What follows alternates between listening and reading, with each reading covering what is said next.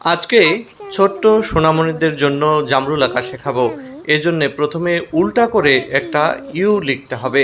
এই উল্টা করে ইউ লেখার পরে তার নিচের অংশ এভাবে দুই দিকে বাড়িয়ে এরপরে রাউন্ড করে নিয়ে মিশিয়ে দিতে হবে এভাবে। এরপরে উপরে এঁকে দিতে হবে একটা বোটা। এবার জামরুলের তলায় এভাবে বাঁকা বাঁকা লাইন দিয়ে ওর নিচের অংশটা এঁকে দিতে হবে। তার ভিতরে ছোট্ট ছোট্ট এরকম লাইন দিয়ে দিলে হয়ে গেল জামরুল। এবার জামরুলের একটা পাতা এঁকে দেবো আমরা সুন্দর করে। এই পাতার শিরাটাকে আর একটু লম্বা করে নিয়ে বোটাটা উপর থেকে আর একটু বাড়িয়ে দিতে হবে। এরপরে এরকম বাঁকা বাঁকা কতগুলো লাইন দিয়ে একটা সহজ এবং সরল পাতা এঁকে ফেলতে হবে। তার ভেতরে পাতার শিরাগুলো এভাবে দিয়ে দিতে হবে। পাতার শিরাগুলো প্রায় দেওয়া হয়ে গেল।